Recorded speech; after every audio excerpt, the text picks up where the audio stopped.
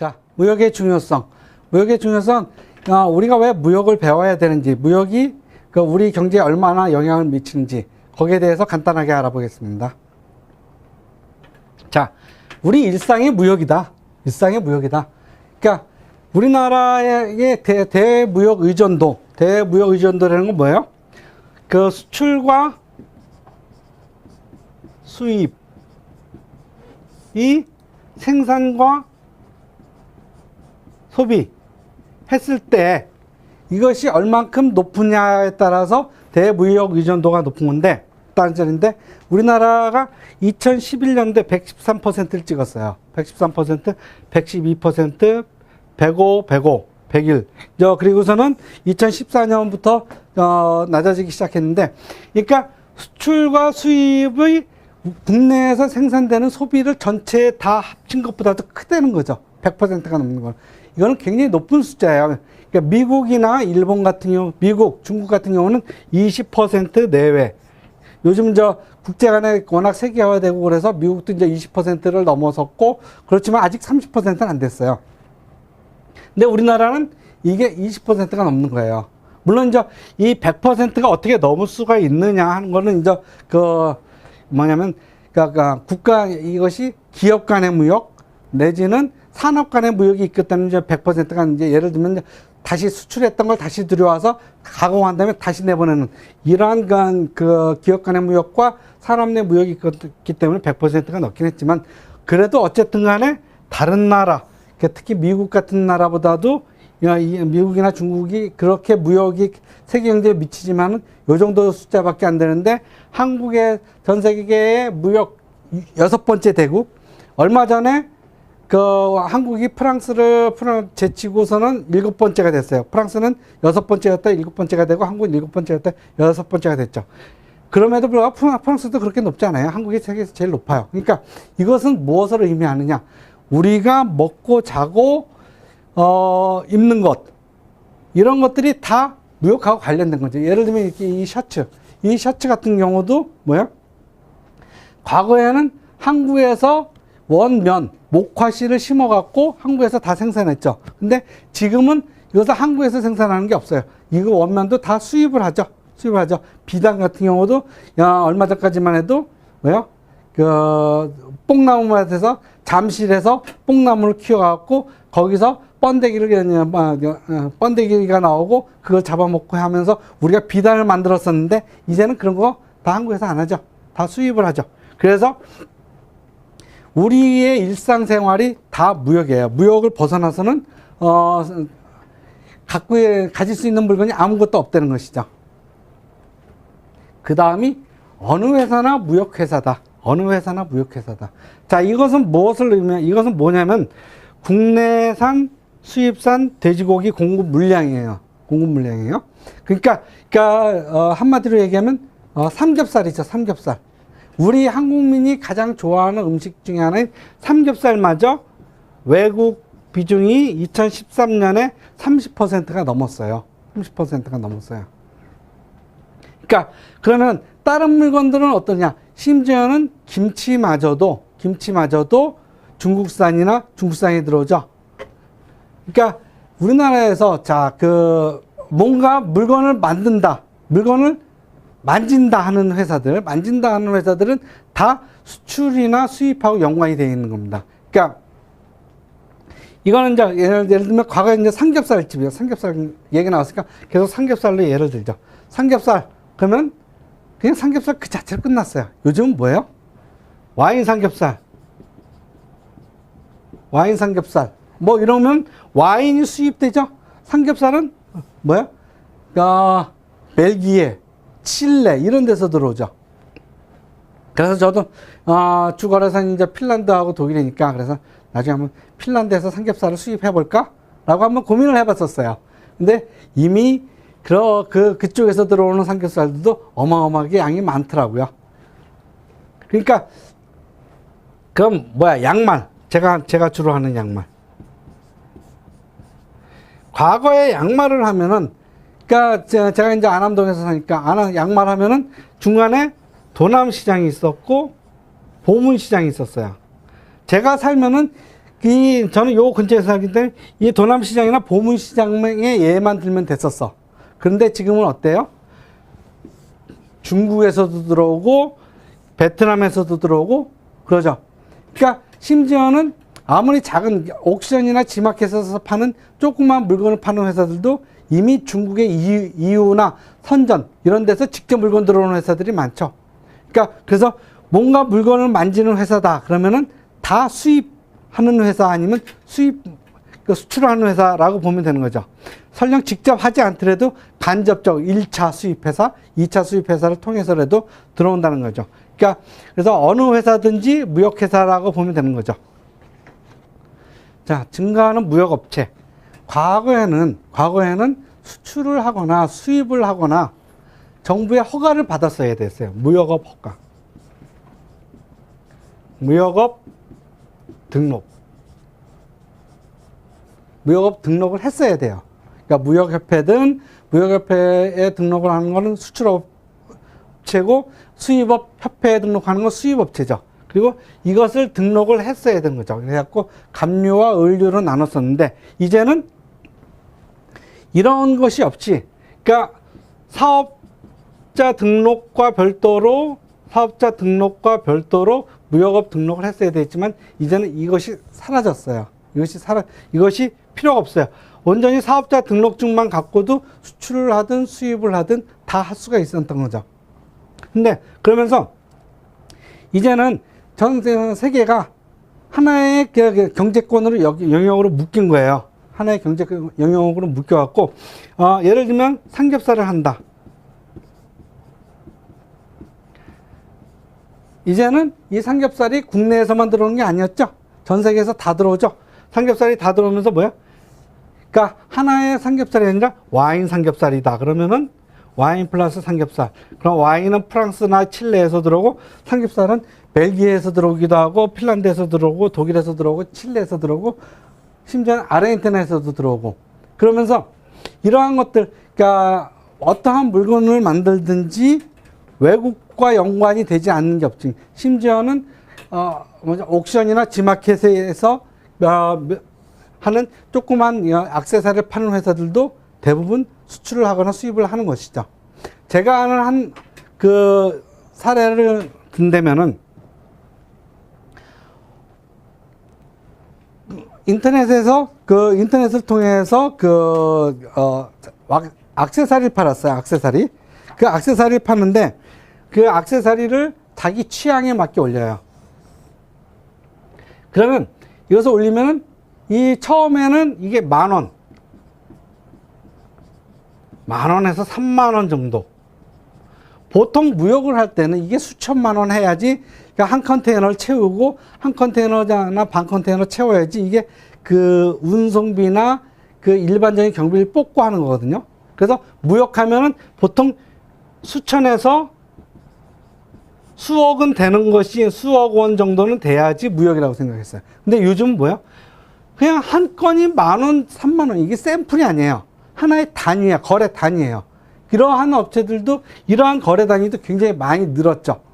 그래서 그런 경우가 그래서 이런 소액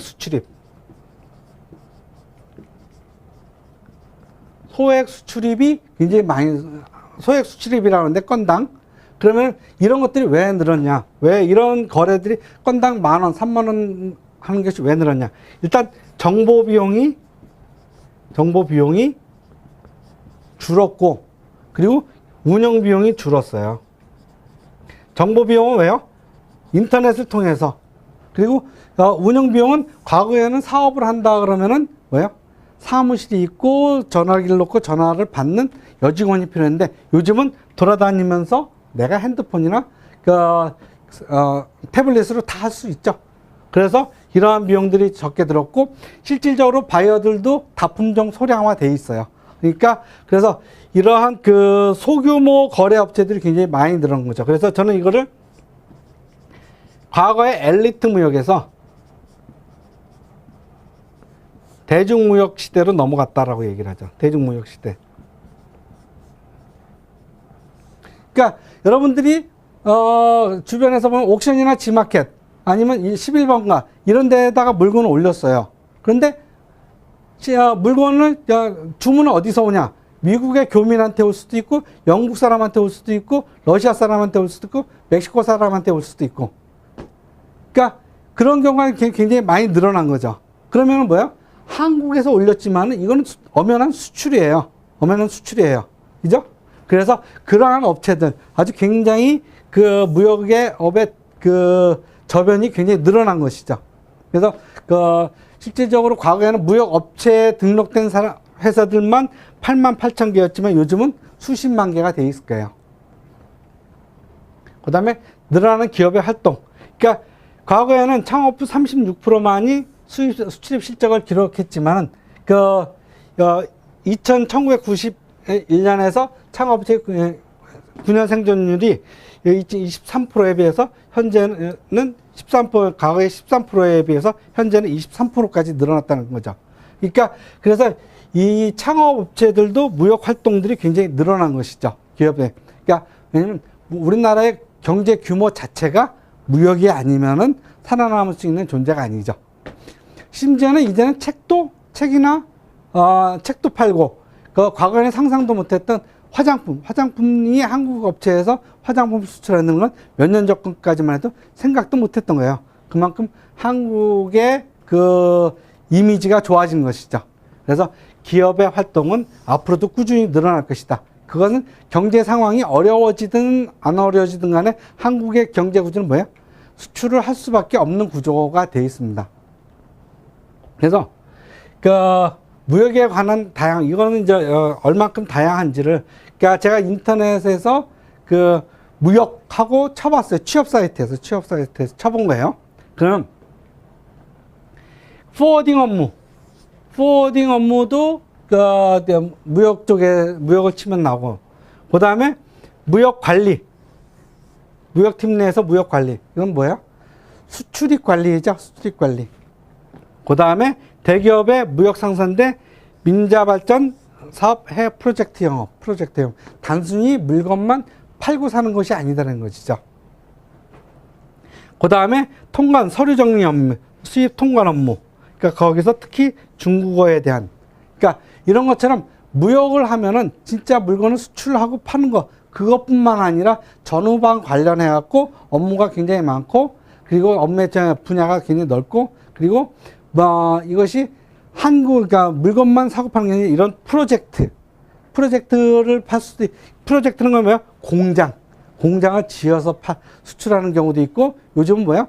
한류하고 관련돼서 한국의 드라마를 직접 팔겠다 하는 사람들도 굉장히 많이 늘어났어요. 그럼 드라마를 판다는 건 뭐야? KBS나 MBC나 SBS나 TVN이나 이런 데서 만들었던 드라마를 그러니까 그쪽에서 직접 하는 게 아니고 무역업을 하는 사람들이, 이거 내가 캄보디아를 잘 아는데 캄보디아에 내가 수출할게, 멕시코에 수출할게, 영국에 수출할게, 이러한 경우가 나오는 거죠. 그리고 소프트웨어들, 그리고 이제 음식이나 이제는 음식 쪽도 이제 한류를 살라고 그러죠. 그러면 그러한 이 무역이라는 것은 단순히 물건을 수출하고 수입하는 것만 연관된 것이 아니라 우리가 생각하는 거의 모든 분야하고도 다 연관되어 있다는 것이죠. 그래갖고 무역 지식의 보편화가 되어 있는 거예요. 자, 과거에는 문과에서는 언어, 회계, 그리고 무역은 기술적 특수성을 어느 정도 인정받았다. 기술적 특수성은 뭐예요? 그러니까 기술자다 이거죠. 그러니까 직접 스크류 드라이버를 돌리거나 아니면 엔지니어처럼 설계를 하거나 이런 것은 아니지만은 언어를 한다. 그러니까 영어를 한다. 스페인어를 한다. 이런 것들은, 그러니까 과거 이제 독일어하고 프랑스어가 이제 굉장히 이제 메인 언어였지만은, 그러니까 문과에서 내가 영어를 해. 그러면 영어를 한다는 거는 남들이 갖지 않은 굉장히 특별한 기술이었었어요. 그리고 회계를 해. 그럼 회계를 하는 거는 뭐야? 돈을 어떻게 썼느냐는 거죠. 이것을 운영비로 쓰느냐, 아니면 매입비로 쓰느냐, 매출로 넣느냐, 이러한 것들을 분기하고 차변과 대변을 맞추는 거. 이것이 특별한 기술이었거든요. 특별한 지식으로 인정받았어요. 그런 것처럼 무역도 아까 봤던 그러한 복잡한 서류 과정, 그리고 바이어를 만나서 상담을 하는 것. 그런 것이 어떤 때는 굉장히 특별한 사람만 갖는 지식이었었어요. 왜? 그러니까 그 당시만 해도 일단 영어하는 사람이 드물었어. 그리고 해외 무역이 자유롭지도 않았고 되게 비쌌어요. 그러니까 그래서 수출을 한다는 거는 해외에 나갈 수 있다는 능력이 되고 나라로부터 인정을 받았고 그리고 그만큼 정보를 갖고 있고 똑똑하다. 뭐 이런 인정을 받았던 거예요. 그러니까 기술적인 거. 그러니까 그래서 무역이라는 거는 소수의 사람들만 하는 그런 지식이었죠. 기술적 특수성 인정 받았어요. 그런데 이제는 뭐야? 엑셀이나 포토샵처럼 누구나 알아두면 기니 써먹을 수 있는 보편화된 업무가 됐어. 보편화된 업무가 된 거예요. 그러니까 컴퓨터가 나온 지 얼마 안 됐는데, 그러니까 사실 엑셀 같은 경우는 그래도 보편적인, 그러니까 누구나 업무를 하려면 누구나 알아야 된다고 생각을 해서 그것이 처음에 나왔을 때는요. 그런데 포토샵 같은 경우는 뭐야? 아무나 그거 할 수도 없지만은 그것을 굳이 배우려고 사람들이 생각을 안 했었어요. 근데 어때요? 이제는 엑셀하고 포토샵은 누구나 다 알아야 되는 걸로 지식이 돼버렸죠.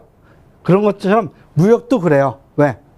아까 얘기했던 이러한 무역의 분야들이 굉장히 다양해졌고 모든 회사가 무역 업무를 활동하고 그것이 무역을 통해서 그 영리 활동을 하는 회사들이 늘었고 그리고 실질적으로 거의 모든 물건들은 국내에서 외국에서 들어오고 그리고 한국의 경제에서 무역 의존도가 이렇게 높고 하기 때문에 그러니까 게다가 이렇게 무역의 다양한 데다가 뭐야?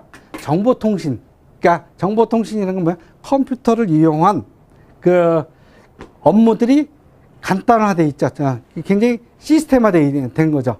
그러니까 그러다 보니까 웬만한 과거에는 그 손으로 일일이 쳐갖고 직접 가야 되는 업무들이 이제는 웬만한 것들은 그냥 인터넷으로 몇 번 뚝뚝뚝뚝 치면은 끝나는 거예요. 그러니까 수출 면장, 이게 통관 업무에서 굉장히 복잡했었던 거거든요. 근데 이제는 내가 갈 필요가 없어. 그냥 그 포워더한테 맡기면 포워더가 자기가 쳐서 몇 개 하고 이게 그냥 관세율이 얼마다 이것도 뭐예요? 그냥 인터넷에서 치면 나와요. 그러니까 복잡해진 것들이 없어졌어요. 많이 줄었어. 그러다 보니까 이것을 몇 년 동안 공부해야지 겨우 했던 지식들이 이제는 컴퓨터 안에 다 들어가 있는 거예요. 컴퓨터 안에 다 들어가 있는 거예요. 그래서 과거에는 무역사무원은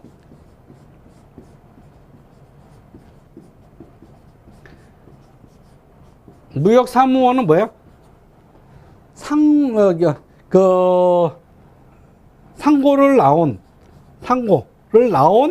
직원들이 그거를 몇 년 동안 익혀가면서 그 분야의 전문화를 시켰던 거거든요. 근데 이 대부분들이 전산화되고 정보화되면서 이 업무들의 상당 부분이 줄어들었죠. 그래서 해외 영업에 전념할 수 있고 그 어떤 통관, 내가 물건을 만들어서 창고에서 그 관세청에 신고하고 배를 실어서 보내는 거, 이 과정이 거의 다 전산화됐어요. 그래서 통관 물류업이 과거에는 굉장히 중요한 업무였는데 이제는 그냥 포워더한테 맡기면 나머지 다 알아서 되는. 그리고선 그 통관 업무조차도 굉장히 간편화됐죠. 그래서 이런 것들이 전에는 다 따로 업무 분야가 됐는데 이제는 해외 영업하는 사람들이 이런 것들을 부수적으로 하는 그런 정도가 된 거예요. 그래서 무역 업무는 누구나 알게 되는 보편화된 업무예요. 그러면은 실제로 무역을 몰라도 되느냐, 몰랐을 때 어떤 일이 벌어지느냐라는 거를 무역을 몰랐을 때하고 컴퓨터를 몰랐을 때하고 어때요? 이거는 컴퓨터 이제는 누구나 다 알죠? 누구나 다 알아요. 근데 이 누구나 다 아는 상황에서 내가 모르면 뭐예요? 사회생활에 엄청난 지장을 받죠. 모르면 무지하게 손해야. 알아봤자 본전이에요. 알면 본전이고 모르면 무지하게 손해가 되는 게 컴퓨터예요. 컴퓨터 지식이에요, 지금. 근데 지금 무역도 마찬가지예요. 무역도 마찬가지예요. 그러니까 그 사무직원을 뽑는데 무역을 모른다 그러면 그 관련된 업무의 상당 부분을 모르게 되는 것이죠. 그죠? 그러니까 알면 무역도 무역 업무도 이제는 알면 본전이고 모르면 손해가 되는 그런 시대가 된 것이죠. 그래서 무역에 여러분들이 그냥 취업을 한다 아니면은 사업을 새로 시작을 한다 그러면 무역하고 관련된 지식을 상당히 알아야 될 겁니다. 왜냐하면 대부분 수출을 하거나 아니면 국내 장사를 한다 그러면 수입을 해서 국내에서 물건을 파는 경우가 많아지기 때문이죠. 그래서 여러분들이 취업을 한다 또는 창업을 한다 그럴 때는 무역에 대한 지식을 아는 것과 모르는 것의 차이가 굉장히 많이 날 것이다라는 것이죠.